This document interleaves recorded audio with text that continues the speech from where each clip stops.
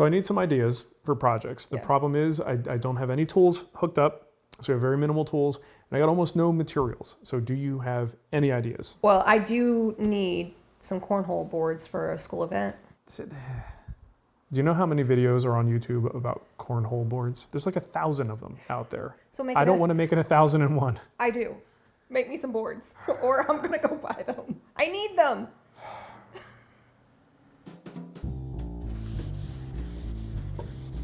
Make the cornhole boards.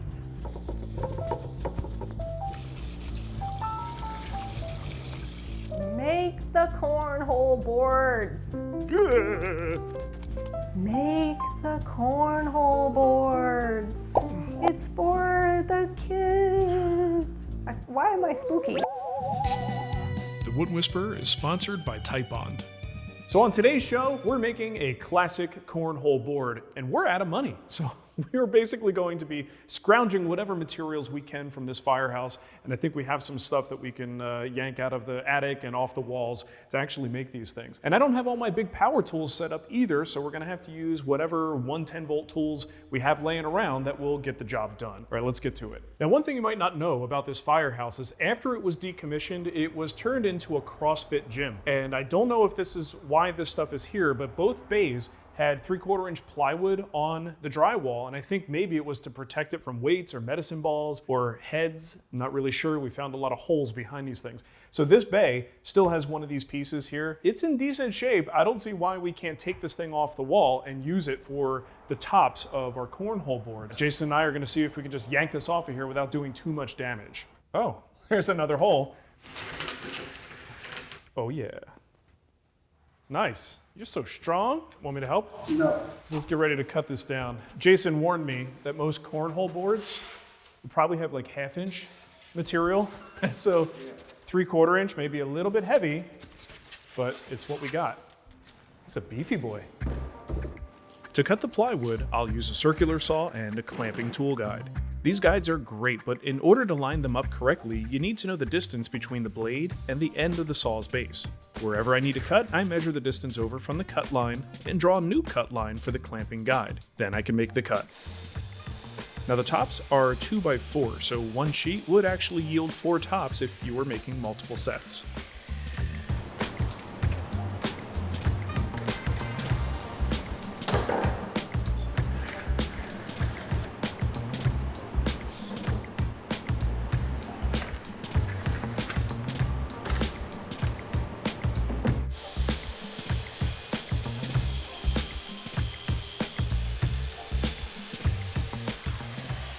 All right, so the surface of this plywood is in pretty sad shape. Thankfully, we're going to be painting this, which means we can do whatever kind of fill we want here. And I believe the best option, it already hardened. It's kind of hot here, so this epoxy kicked off a little bit faster than I expected. I'm going to make more epoxy and be right back. All right, so before I was so rudely interrupted by a scorching hot cup of epoxy, got this mixed up real good. So these bigger holes here, I mean, you could fill it with wood filler, but I really feel with just seasonal movement and things like that, you got a good chance of that popping out. I think I have a little bit more faith in epoxy filling that up and not popping out in the future. So this is just gonna be a simple fill, just to the point that it starts to bulge over those edges. And then we'll let that sit. And every one of the knots here, I'm gonna fill this way with epoxy. Now the top layer of this plywood has a lot of tear out. You know, it's just plywood that's not intended to be a finished surface, so it is what it is. But we need to fill that because that's not gonna look very good, even under paint. So I've got some filler here. I'll be honest, not a big fan of this stuff. I really like Timbermate. This stuff is real fluffy and it's got a real sandy consistency that, I don't know. But the bottom line is it's what I have and it's here and it's already paid for. And it's just going under paint. So we'll use that to fill up these areas, smooth that out as much as we can. And then also if we have a knot that we are not missing the knot, but there's gaps, we could fill those with this stuff too. Don't need epoxy there. Now this may take a while because we want to go pretty much hit every surface crack. I mean, if it's a really shallow one, it may not, we may be able to sand that out later. But if it's a little bit deep, I want to fill it. And I should mention that we are only doing this on the top show surface. Not worried about the bottom, underside. All right, so while those tops are drying, we have to scavenge more material, and thankfully I've got some 2x4s here that we found up in this crawl space loft area. And there's just some building materials up there, and the 2x4s look in decent enough condition. No reason we can't use them, and this is gonna be super easy construction for how we put this frame together. This will be the frame that goes under the top of the cornhole board. So let's get to measuring and cutting. Now I know what the measurement should be, but I don't really care what the number is. I just kind of want to go flush on one side with this guy and strike a line for the other side. And we'll be able to cut 2 to that length. And of course, when I'm talking about numbers here, keep in mind a cornhole board is actually a set. So we're doing 2 of these, but I'm only going to show you guys one of them. Now I grab my other piece and I'm going flush with the outside edge, and that's going to allow me to get the distance between these 2. So I could bring one of my other pieces over here, if I can hold it in place. This might be a little bit tricky. Not a bad idea to clamp these in place for something like this, but Jason's gonna help me out here. Yeah, just hold that right against there. That'll do it. All right, so we have our 2 measurements, and now we need to cut our pieces to that same measurement. And one of the things we're real lucky to have set up at this point is actually my miter station. So I do have my miter saw, dust collection, super excited about it. But I will be using stops here because I have to actually cut 4 of these, 4 long pieces for 2 cornhole boards. So I've got a stop in place going to my line here, and I should be able to knock those out pretty quickly. Now some of these are a little bit torn up on the ends, so I'll do a cleanup cut and then use the stop to make the final cut. Yeah, we cut a lot of laminate flooring with this blade when we were doing the projects in the back, so this blade is shot, so it's struggling with 2x4s. There's our 4 long ones. Now for the shorty. That's how people get their beards ripped off, screwing around. And so now we're just gonna bring these guys in and just double check that we didn't cut things too short, and our side pieces should slip right in there between the long rails. That's looking pretty good. So now we can pre-assemble these frames. All right, so I'm actually gonna use a little bit of glue in addition to screws here. I don't know how much it's gonna make a difference, but it can't hurt, right? So I've got some Titebond III, and I actually like the waterproof functionality of Titebond III. I only have a Titebond II bottle, but just understand it is the waterproof version of the glue that we're using today. And I'm just gonna throw some on the ends here, and hopefully it will do something. So I'm gonna put a little bit of clamping pressure on here just to hold it closed. Make sure we straighten everything out. Now you notice I'm clamping a little bit behind here. That's so I can make room for driving screws. All right, I am gonna pre-drill. No need to countersink because it's fairly soft wood. And I'm just gonna go at 2.5-inch screws here. Repeat on this side. All right, and we'll do this side.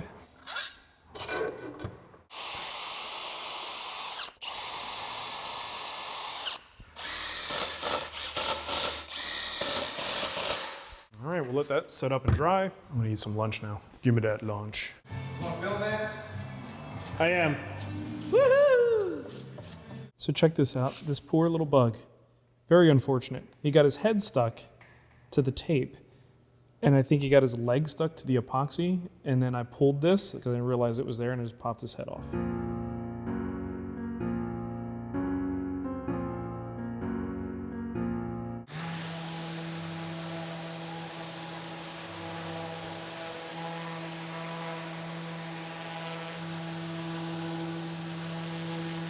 All right, once our frame is dry, we can bring our top in place. Now, hopefully this is dead on, but if it's not that big of a deal. I mean, especially if this is just like a backyard thing for fun. If there's a little bit of an overhang or maybe it's an indentation, I don't think it matters very much. In our case here, this is for a school and it doesn't have to be perfect, but it feels pretty good. We got maybe a little bit of an overhang. So what I'm gonna do is kind of split the difference with my fingers here, center it as best I can.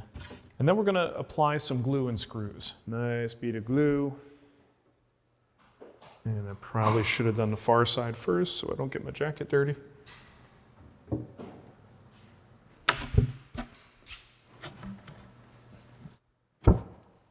So I'm gonna pre-drill and countersink. This Amana bit is absolutely one of my favorite. It doesn't mar the surface, which is great.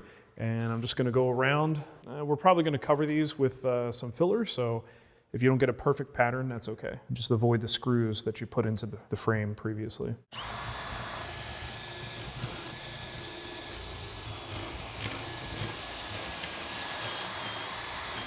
So for the screws, you could just use the 2-inch screws that you use for the frame. It's fine going a little bit shorter, so I just got some 1.5 inch screws to attach the top.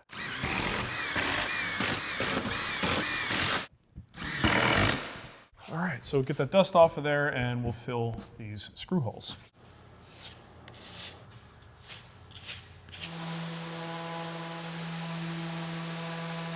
All right, so now we can drill the hole because it's kind of important for cornhole. We're gonna measure down from the top about 9 inches. We're gonna find a center point of that hole. Of course, it's 24 inches wide, so we'll go to the 12-inch spot right about here. Okay, that's our center. Okay, so I got a compass, so I'm just gonna set it for a 3-inch span because we want a 6-inch diameter hole. So we're gonna go 1, 2, 3, and we'll draw our circle.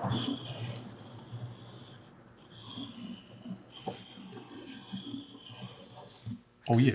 Now we're gonna cut this with a jigsaw, but in order to get that blade in there, we're going to have to make at least one starter hole with a bit large enough to accommodate the blade.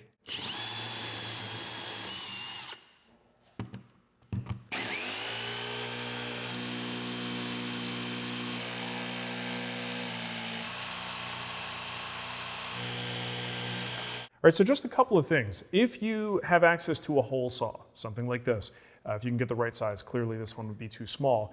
And you're doing a lot of these, this might not be a bad investment and you'll get a nice clean hole with that. The other thing to note is the blade that I used here is actually a bimetal blade. You could use this to cut metal if you want to.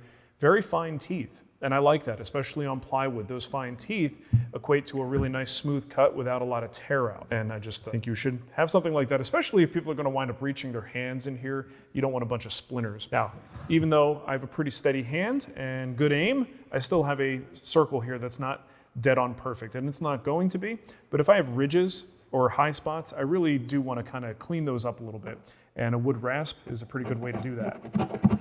Of course, you can also sand this, certainly. Just be careful if you use a rasp like this. If you go across the grain of the wood like this, you will start to blow out that veneer, which is why I'm kind of scraping it, which isn't the most efficient way to get the job done, but it can smooth some of those high spots.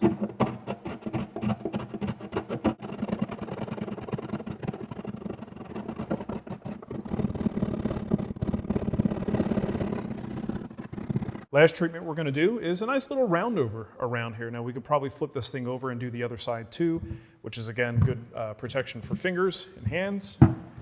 And this will make it look nice, smooth it out, and everyone will appreciate it.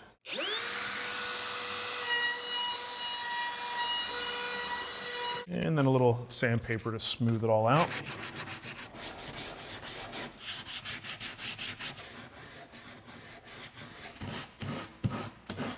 And I think the final thing we can do is ease the edge. Now, this is plywood, so over time, you're gonna wind up getting little splinters here. And if you add a little round over around there, that can help prevent that from happening and also prevent those splinters from occurring in little hands or big hands.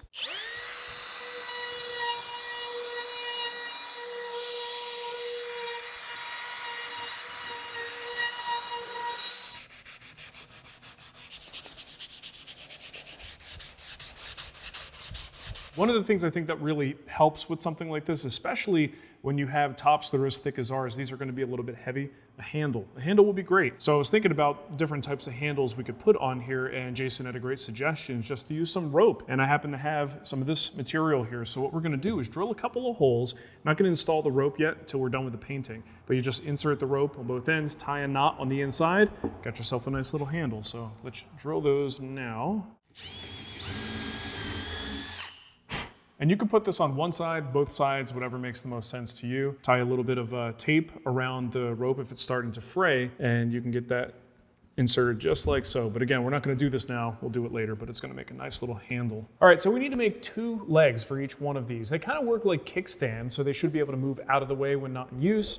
and they're put down into position when it's time to use it. Prop this thing up at about 12 inches on the top surface. So you gotta really make these very specific so that they not only prop it up the right way, but they safely fold down.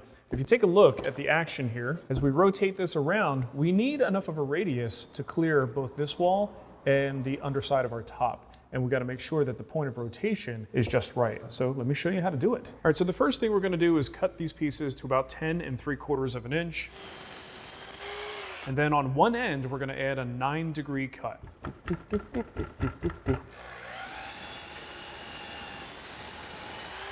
Now, to make this radius, we have to know exactly where the center point of that radius is, and then we can draw it with a compass. So I'm going to measure down 1 3/4 inches. 1 3/4 inches is not really a magic number, it's just half of 3.5, which is the width of our 2x4. So I'm just going to draw a line down like this. And what I'm really looking to do is find the center point along the width. Now, I've got it set to 1 3/4, and look what it does.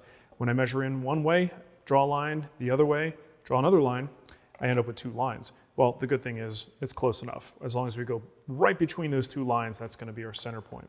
So I'm going to punch in right there. I've got my compass set for 1 3/4. Now we can go cut this radius.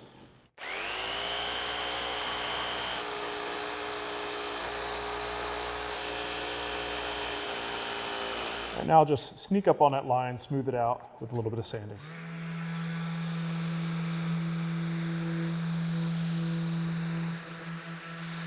Right, so now we're going to lay this in carefully. We want to make sure that the radius side is up against the wall here. The long end should be up, like you see here, the short end down. And I'm going to clamp it in place. You may actually just want to give yourself just a little bit of breathing room between the leg and the back wall. And we're going to get ready to drill by clamping this in place. This will allow us to drill through both pieces at the same time. If you don't have a brad point bit, that's okay. Just use a regular bit, but a brad point is going to give us a cleaner cut here. And that's not gonna work. Spags. So you see the crosshair I have is on the other side. That's my crosshair that's telling me where to drill. So I guess a good way to do this is to just drill through first on this piece. Try to go as straight as you can. Oh, and of course the hole size is going to be consistent with your hardware. We have 3/8 bolts and we're using a 3/8 hole, which normally would be a little bit tight, but this stuff is pretty soft, so it shouldn't cause us too many problems. Now I'm just going to continue that hole through. Oh, let me make sure I got my little gap. Okay, we'll go all the way through.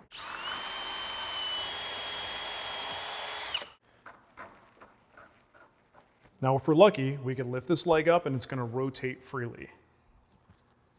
And it does not. So as you do this, you're going to find pretty obvious rub points. So wherever it's rubbing, that's where you're going to want to relieve some material. And I can see that as I get to a point that I stop here, I'm actually rubbing on the back wall. This area right in here. So I think we could probably just use the sander to clean that up.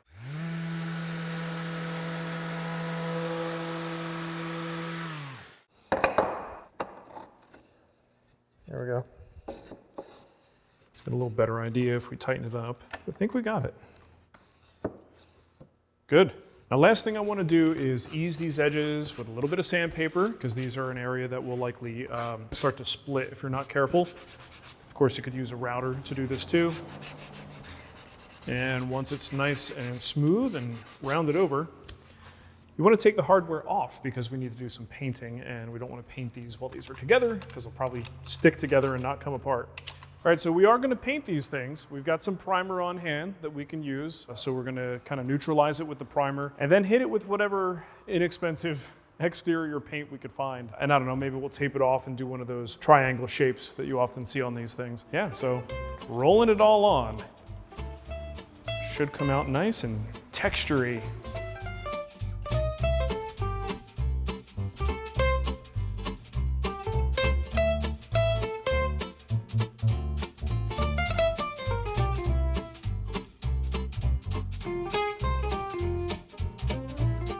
Now to paint these guys, I just picked up whatever I could find in the right colors. I know I need to be in this purple and grayish color scheme. So the thought process here is to create that sort of triangle that helps give you a target for where the hole is. That's going to be in this purplish color. And then the gray, I need a little bit more of that because that's going to be the rest of the board will be done in gray. And I can only find this in a spray, and my hope is, you know, since I only have 2 of these to do, that 1 can should be enough to get that done. And of course, this is enough material to roll on for the rest of it. So I'm going to start this by tracing out a pencil line here. And I'm going to mask it off, but I want to know where to put that tape first. Something like that, and like that. This first masking is a little bit less critical. We're going to mask again once this center section dries to put our gray on there, but I'll try to get it pretty close and avoid overspray as much as we can.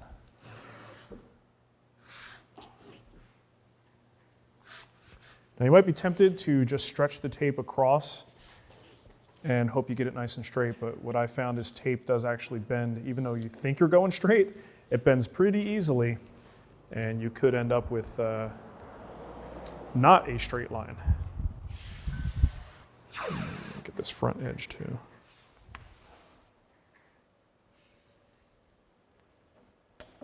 Now we take this over to my spray booth.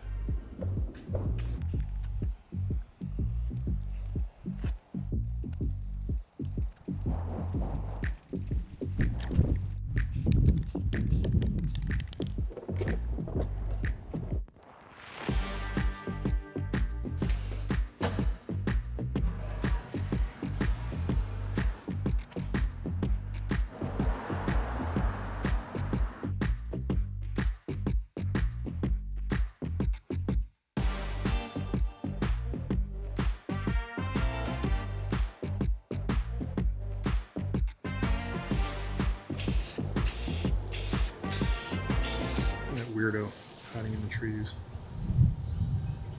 Heck's going on there?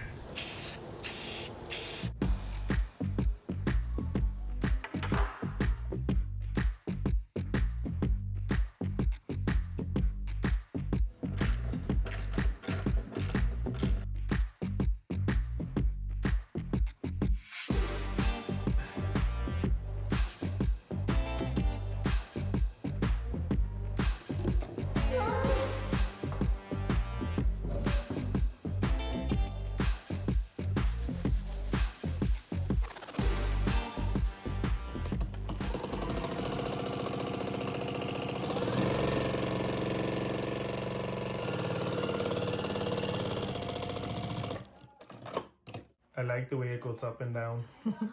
Flip it. Take the bag. So you just leave it in a Ziploc? Mm-hmm. Is that regulation? I'm sure. And then I tuck it and I iron it. And I bring it back over and then I sew it.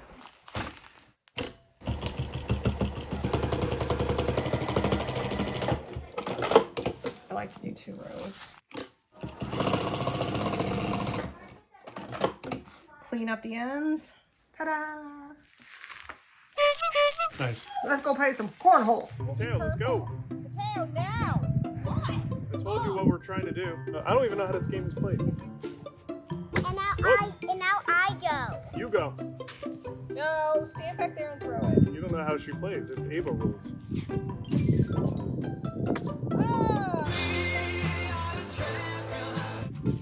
Wow, Ava, that was a great throw. Get it. What? Good job, you got a point.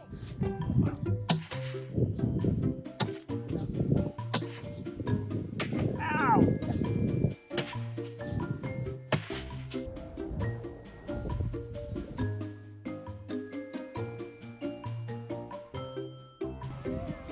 Their turn. So many cornhole. Let's do this again. I never said I was a good actor. I never said you were. I said I never said. I never said it. I never said it. I never said it either. All right. Can you call them breasts? See that I'm working with Tad? The last treatment, we're gonna meant to do that. I feel like Wilson back here from Home Improvement. Hi-ho, neighbor. And once both ends are nice and square, we're actually gonna take one of those ends and make a 9-degree cut.